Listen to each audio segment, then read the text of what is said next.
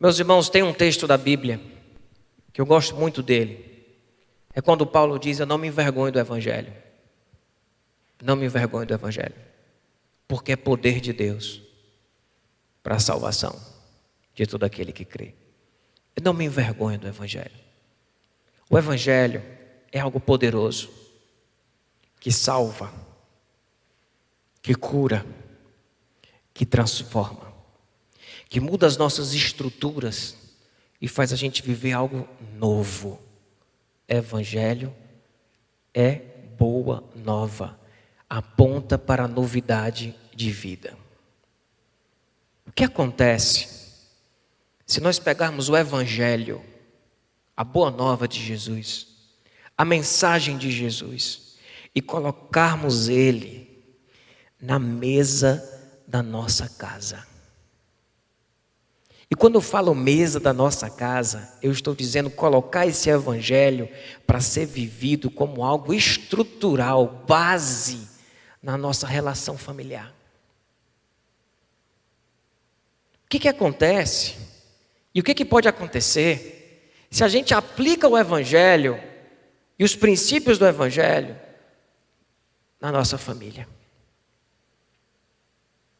Eu não me envergonho do Evangelho, porque ele é poder de Deus para a salvação das nossas relações familiares também.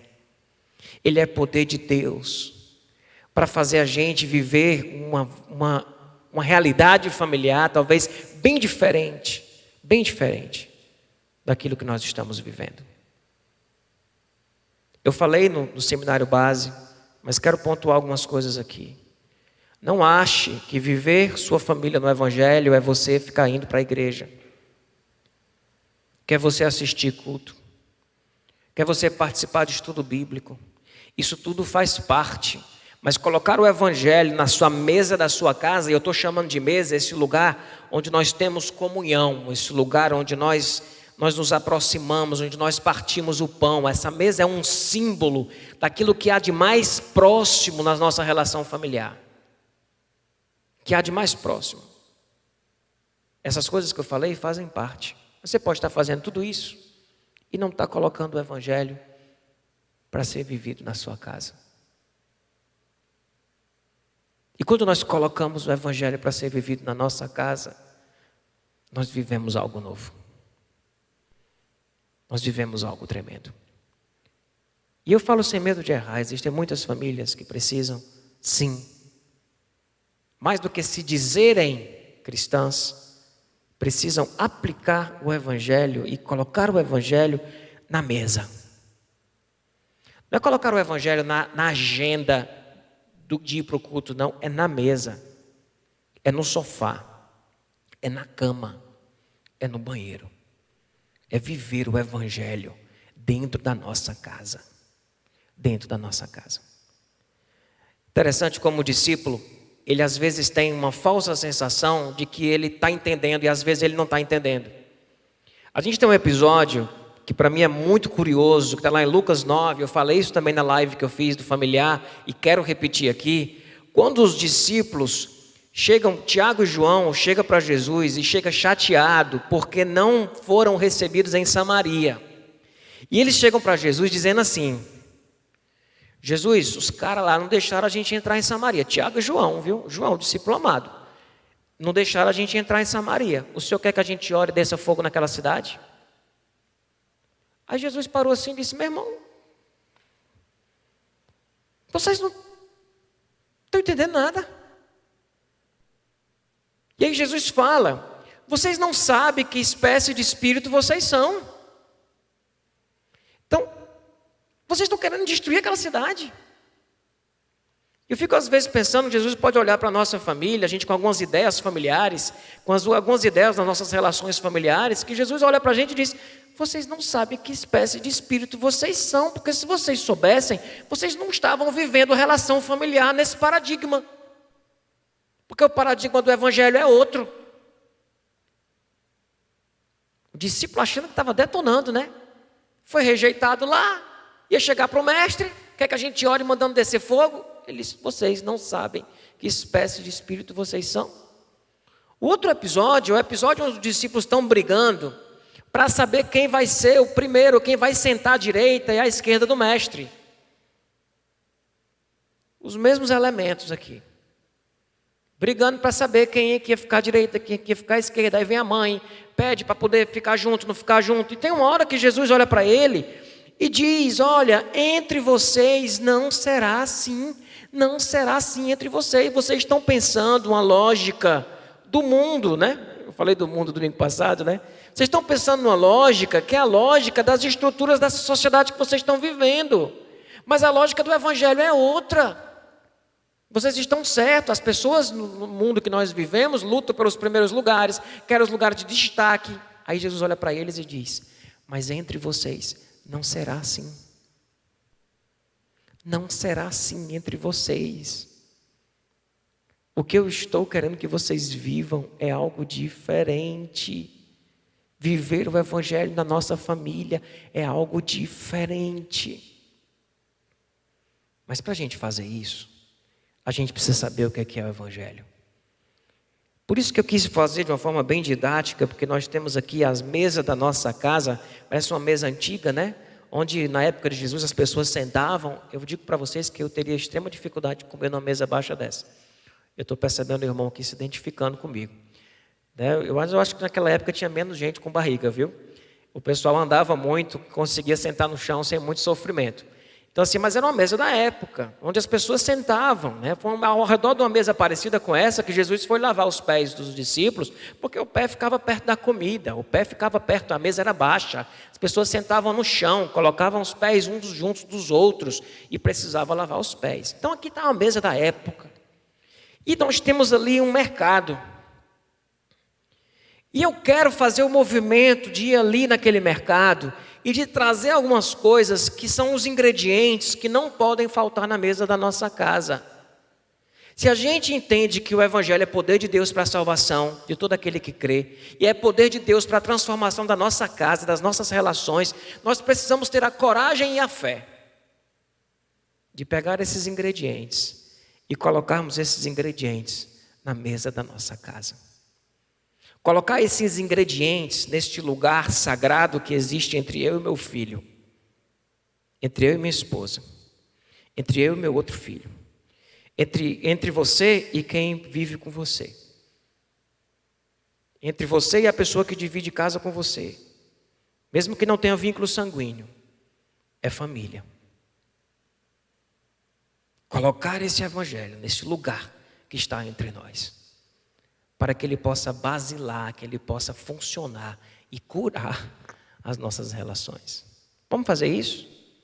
Eu vou aqui no mercado, e aí assim, qual é o desafio do familiar? Vamos familiar, né? O convite no banner, vamos familiar. O desafio é a gente ir conversar sobre todos esses assuntos bem mastigadozinho. Tipo, terça-feira que vem eu vou pegar um desses e a gente vai mastigar. E é em cima de um desses que eu vou fazer o desafio para a gente viver a experiência do próximo culto. Nosso próximo culto que não será aqui, e nem será no Instagram nem no YouTube, mas vai ser na sua casa, ou em algum lugar que você resolva ir viver essa experiência. Vamos pegar os ingredientes? Vamos montar aqui o nosso cenário aqui, do que seriam esses ingredientes que a gente coloca na nossa casa. O primeiro deles, pessoal, eu vou pegar aqui o primeiro ingrediente de algo que nós precisamos sim ter na nossa casa, é o perdão. É o perdão. O perdão, ele é algo do evangelho. E não tem como viver família sem isso. Porque nós somos pessoas falhas, que resolveram construir uma unidade familiar, independente de como essa unidade familiar seja. E essas pessoas falhas vão se machucar. Essas pessoas falhas vão ferir uma a outra. Pais, nós ferimos tantos nossos filhos sem perceber. Filhos ferem tantos pais sem perceber. Cônjuge fere tanto um ao outro, muitas vezes sem perceber. Se nós não tivermos a coragem de colocar o perdão na mesa da nossa casa e dizer: nós somos um povo que perdoa, porque nós somos um povo lavado pelo sangue do Cordeiro. Nós somos uma família que perdoa. O perdão precisa ser algo forte dentro da tua relação familiar. Forte. O teu filho precisa saber disso. Sua esposa precisa saber disso. Seu esposo precisa saber disso. Seus pais precisam saber disso. E aí, pessoal, começam os nossos medos. Porque parece que essa garantia de perdão, ela é uma liberdade para fazer coisa errada. E aí nós não queremos o evangelho dessa forma. A gente quer dar um jeitinho do evangelho. A gente acha arriscado colocar esse perdão como algo tão certo. E aí começamos a podar o evangelho, a não ter coragem de viver o evangelho como o evangelho precisa ser vivido. Achamos que o perdão é uma licença para fazer as coisas erradas. Interessante que João diz: filhinhos, estas coisas eu vos escrevo para que vocês não pequem. Mas se vocês pecarem, fica sabendo que existe um advogado junto ao Pai, Jesus Cristo justo, que é a propiciação, o perdão dos nossos pecados, e não apenas os nossos pecados, mas os pecados de todo mundo. A gente vê às vezes igreja e pastores fazendo várias ressalvas sobre o perdão, porque tem medo das pessoas se agarrarem no perdão e debandarem. Às vezes pais preferindo manter o filho com medo de perder o afeto, como um mecanismo de controle. Sabe o que é que esse ingrediente diz? Que nós somos falhos, que nós vamos cair, e quando nós cairmos, existirá um perdão para nos receber e nos acolher. Você tem medo de viver isso? Tem medo de viver isso? Há quem diga que isso daqui é arriscado. Jesus foi questionado sobre isso. Perdoar é arriscado. E aí vem outro ponto, um outro ingrediente, que é um ingrediente que tem a ver com isso aí. É a vulnerabilidade. Por que nós precisamos de perdão? Porque nós somos vulneráveis. A Bíblia diz lá em Mateus 5, bem-aventurados que choram, eles serão consolados. Existe família que tem uma cultura familiar de pessoas perfeitas. Como se não tivesse espaço para quem chora, para quem erra, para quem cai, para quem não consegue. E o quanto isso é adoecedor. As pessoas têm usado isso como um mecanismo de fazer os filhos melhorarem, de fazer com que as pessoas sejam estimuladas, mas quando nós desconsideramos a vulnerabilidade, a fraqueza humana, que nós somos fracos, e quando nós somos fracos é que nós somos fortes, e quando nós somos fortes nós nos tornamos fracos. Quantas pessoas adoecidas dentro de um ambiente que não dá margem para a vulnerabilidade. A gente tem visto isso na pandemia. Olhando para a realidade, por exemplo, de escolas. As escolas continuam a viver como se ninguém estivesse vivendo nada. Não são todas. Eu tenho sido abraçado positivamente. Mas às vezes é tipo vida normal, não importa. Mas tem 10 anos, tem 12 anos, tem 15 anos, está em isolamento, não importa. Tem espaço para vulnerabilidade. E os pais também não aceitam nota baixa, não importa se tem pandemia, não importa se tem que assistir e pronto, tem que enfrentar e pronto, e passa por cima, porque está tratando com alguém que se você aliviar, é como se você estou criando um vagabundo aliviando. Mas nós somos vulneráveis. E tem hora que a gente não aguenta. Às vezes, pais e mães, passamos uma ideia para os nossos filhos, ou cobramos deles algumas coisas que nós, nem mesmo nós aguentaríamos. Isso faz tanto lembrar tanto do religioso, né? Porque Jesus fala sobre isso, né? Sobre os religiosos, eles colocam um fardo sobre os ombros dos outros, que nem mesmo você aguentaria. Mas eu aguentei na minha época, eu fiz o que tinha que fazer na minha época. A sua época é sua época. Vulnerabilidade. Vulnerabilidade. Um espaço onde as pessoas possam dizer o quê? Eu estou cansado, eu estou perdido. E não se sentir julgado por isso, porque o Evangelho trabalha com essa consciência aqui, da vulnerabilidade. Vamos para o terceiro?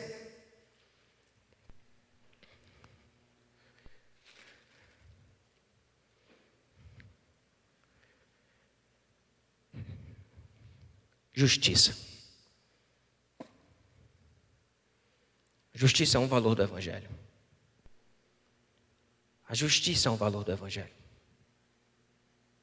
O comprometimento com a justiça é um valor do Evangelho. Bem-aventurados que têm fome e sede de justiça, pois serão satisfeitos. A justiça é um valor do Evangelho. Que nossa cultura familiar, nós tenhamos sede de justiça. Sede de justiça. Isso significa nós que vivemos num ambiente familiar onde nós nos indignamos juntos com família, com pessoas que não têm acesso à saúde, à educação, a saneamento básico.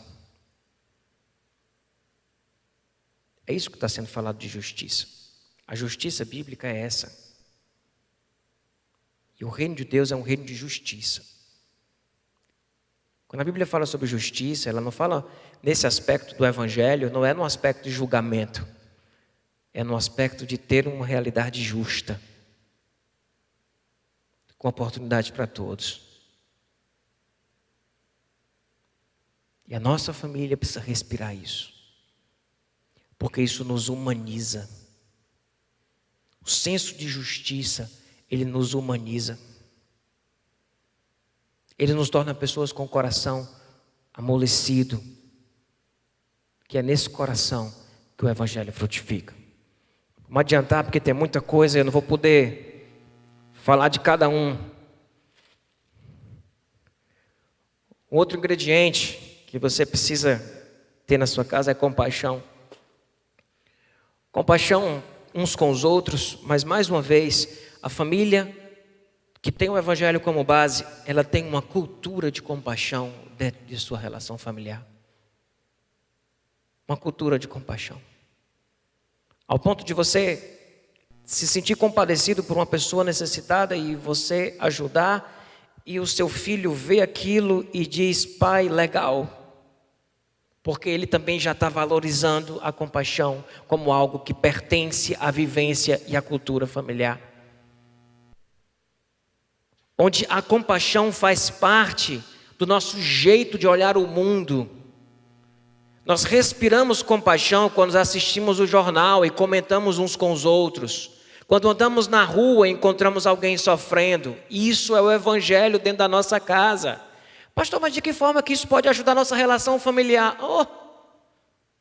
Tornando você gente boa. Tornando você gente boa, porque se você for o julgador do mundo, você acha que sendo o julgador do mundo, você vai ser o quê para as pessoas dentro da sua casa? Essa sua postura com os outros reflete na tua relação familiar. E o Evangelho é um Evangelho de compaixão. Jesus estava lá ensinando para um bocado de gente. Os discípulos chegaram e disseram assim, Jesus, vamos mandar esse povo embora, porque não vai ter como esse povo comer não.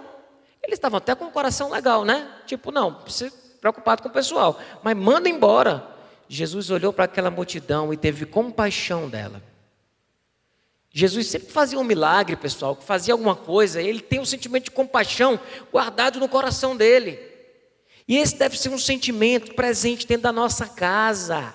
Nossa casa será saudável se nós formos pessoas que entendemos que somos vulneráveis, que temos um senso de justiça, que temos a compaixão na nossa mesa, no nosso assunto da mesa. A compaixão está presente. Isso cura, isso ensina, isso alinha, isso ajuda o seu ambiente familiar a ser um ambiente onde vai sair daquele ambiente uma pessoa boa para a vida, boa para o mundo. Porque o Evangelho está trazendo um senso de justiça e de compaixão dentro da tua casa. Então, digamos que a sua vivência familiar, quando você senta na mesa, a mesa da sua casa é um lugar de julgamento, onde você julga as pessoas, onde você não se compadece daqueles que estão sofrendo. Percebe? Onde a lista de pessoas que aparece ali, os comentários que são feitos sobre essas pessoas, são comentários sem nenhum tipo de consciência de vulnerabilidade, de perdão, sem nenhum tipo de senso de justiça, sem nem, quando você fala de justiça, você fala só sobre pagar o mal com o mal, porque tem gente que acha que justiça é pagar o mal com o mal. Mas não é isso o conceito de justiça do Evangelho. Do Evangelho, não. Não é pagar o mal com o mal. Então, qual é o assunto da mesa? Que tipo de ser humano vocês estão se tornando? Sentados ao redor da mesa, sem compaixão, sem consciência de vulnerabilidade, sem perdão, sem justiça. Entende? Entende como tem tudo a ver com família? Entende como isso é mais importante do que levar um filho para participar da salinha? Como isso aqui é mais importante do que você pegar e ter que ir para o culto?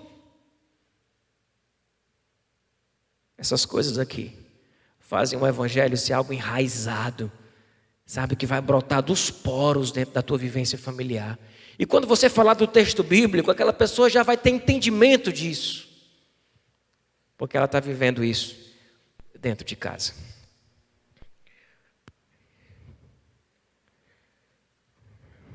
Outro ingrediente é o serviço.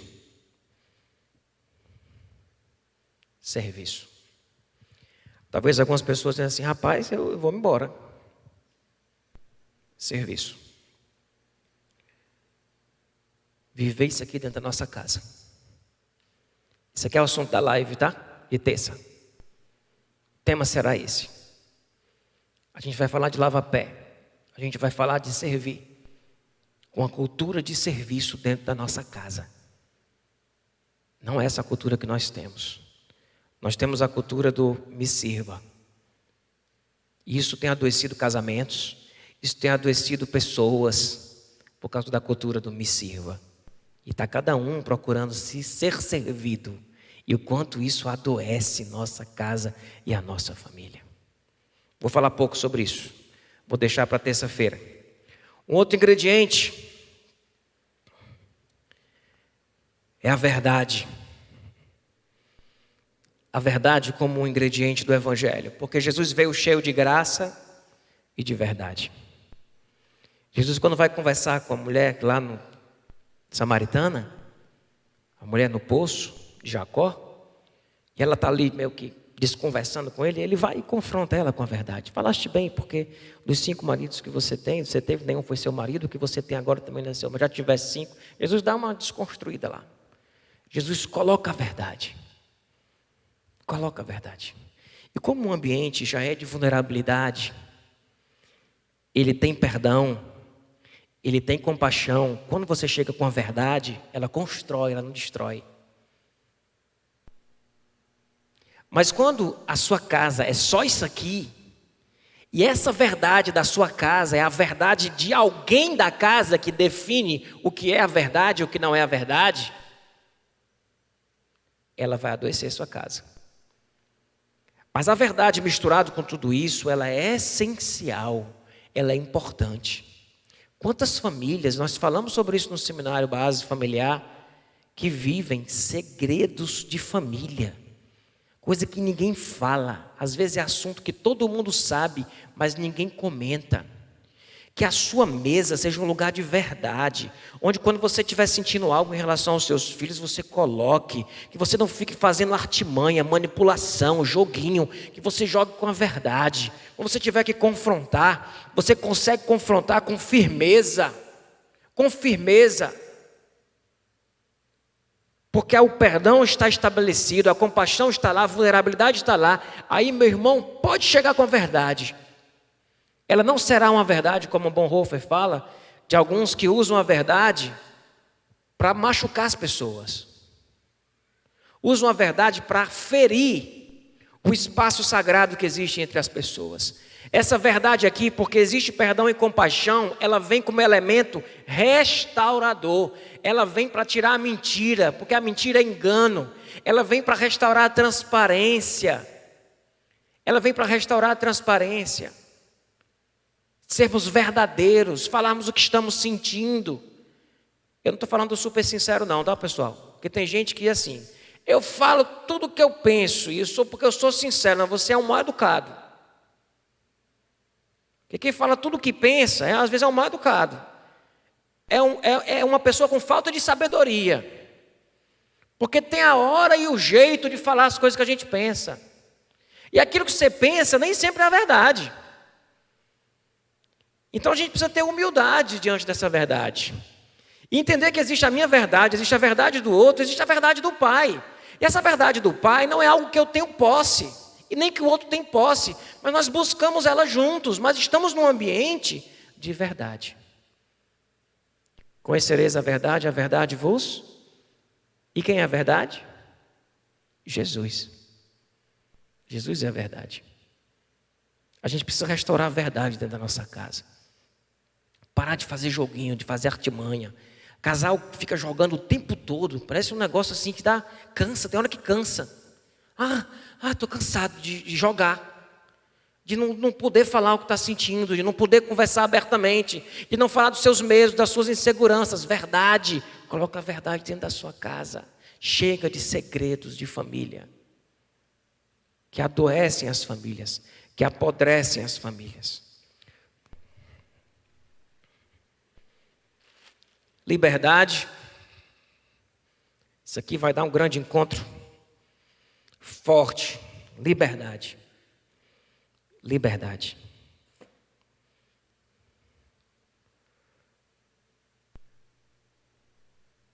O filho chega para o pai e diz: pai, me dá parte da herança, que eu vou partir. O que o pai faz? Deixa partir. Pastor, o senhor agora você escorregou aí. Tem disciplina não, Não tem autoridade não? Tem, mas tem liberdade. Tem liberdade de dizer o que está sentindo. Tem liberdade, lógico que para cada idade tem um nível de liberdade diferente. Você não vai dar liberdade para uma pessoa com a idade que não tem a idade para ter aquela liberdade. É uma questão de bom senso. Mas o que eu estou combatendo com isso, o Evangelho trabalha com liberdade. É que nós estamos acostumados a viver nossas relações familiares cheios de controle. E controle não combina com o Evangelho. O limite do Evangelho é estabelecido pelo amor. Controle não combina com o Evangelho. Não combina com o Evangelho. Aí vem o outro, que é equidade. Equidade, não é igualdade porque nós não somos iguais, mas equidade. Nós temos o mesmo valor. Em Cristo não há homem nem mulher. Em Cristo não há escravos nem livres. Temos o mesmo valor. E levar isso a fundo dentro da nossa casa. Mexe com tanta coisa, pessoal. Mexe com machismo, mexe com autoritarismo, mexe com um bocado de coisa que nós trouxemos um bocado de argumentos bíblicos para legitimar muitas vezes os nossos machismos, legitimar as nossas estruturas autoritárias. Temos todos o mesmo valor. Nós confundimos a autoridade com autoritarismo e privilégios. Confundimos autoridade com privilégio. E confundimos liderança com gênero e com poder. Como se liderança fosse lugar de poder.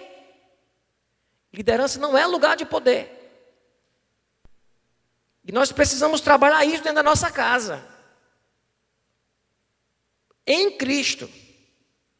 Já falei isso para os casais aqui. Eles têm a lembrança de que a mulher sujeitada ao homem no sentido do lado do Éden, a mulher sendo propriedade do homem, isso foi um resultado da queda. Da queda. E em Cristo não há homem nem mulher. Como no Éden não tinha Tinha na singularidade, mas não no poder. Equidade. Vou encerrar, viu, meu povo? Vou trazer duas logo. Se eu não quebrar, né? Transparência, já falei um pouco sobre isso. E arrependimento. Eu quero falar sobre arrependimento agora. Arrependimento. Não existe evangelho sem arrependimento. Quando o reino chega, ele diz: arrependei-vos, porque é chegado o reino dos céus. O arrependimento tem que ser algo vivido dentro da nossa casa, com transparência, sabendo que isso não é errado se arrepender. Se arrepender é virtude, quebrantamento, há lugar para isso. Mudar de ideia, pais mudarem de ideias. Um pai chegar para um filho e dizer: filho, eu me arrependi de ter feito isso com você. E é uma cultura passada inadmissível um pai falar um negócio desse para um filho. Pai, chegar para o filho e dizer: filho, eu me arrependi de ter feito isso, eu errei. O evangelho nasce em cima de corações quebrantados, dispostos a se arrependerem. E existe uma última coisa, uma última sim, né, pessoal? A gente vai falar do evangelho, não cabe nesses 11 ingredientes aqui não, e muito mais. Mas o último, recomeço. O evangelho é um convite a viver algo novo. O evangelho é um convite a viver algo novo. Quando aquela mulher perdoada, a mulher que foi pega em adultério, Jesus disse: filha, nem tampouco eu te condeno, agora vai e não peques mais. É um convite a viver uma nova vida. O evangelho é um convite a um recomeço. É um convite a pegar um vaso desse que quebre, e ele quebrado, as pessoas possam pegar Deus pega esses cacos e ele junta de uma forma a fazer disso novamente uma obra-prima, de acordo com a sua vontade. Deus faz isso. O evangelho é recomeço. O evangelho é recomeço. Você está pronto para viver isso?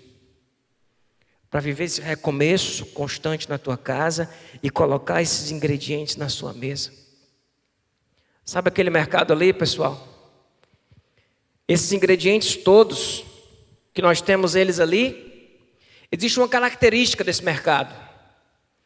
Tudo que está nesse mercado para ser vendido, já foi pago. Pedro vai dizer que tudo que diz respeito à vida e à piedade já nos foi dado. Isso está acessível. Isso está acessível a qualquer família viver isso daqui. Qualquer família aplicar. E se você é um jovem que vai começar a sua família, você escreva e diz: eu vou viver uma família baseada nos valores e princípios do evangelho. Eu quero aplicar isso na minha casa. E Senhor, que eu seja como um vaso, que o Senhor quebre e faz de novo. Restaura a minha casa. Eu creio no recomeço. Eu quero recomeçar. Eu quero viver novamente aquilo que o Senhor tem para mim. Amém? Vamos fazer isso? Vocês percebem que a nossa jornada, pessoal, do familiar, é uma jornada que tem a ver com muita coisa que a gente vai viver ainda como comunidade. Terça a gente vai falar do serviço. Terça a gente vai falar do serviço, dos privilégios, das estruturas que a gente tem familiares que são adoecedoras, porque nós não vivemos isso. Isso aqui envolve tudo.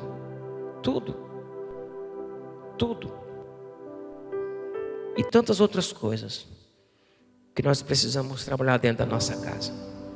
E que a gente possa ter a coragem de pegar esses ingredientes, colocar, sabe, dentro da sopa que a gente vai fazer junto como família e vai comer junto, e que isso possa ser transformador e restaurador na tua casa. Amém? Porque tem um ingrediente que eu não coloquei aqui, que é o amor. Porque o amor é tudo isso. E nada disso existe sem o amor. Mas não é esse amor que às vezes a gente vive, não, sabe? O amor de Deus. E esse nosso amor eros, esse nosso amor philos, ele precisa ser curado pelo ágape. Que nós sejamos curados.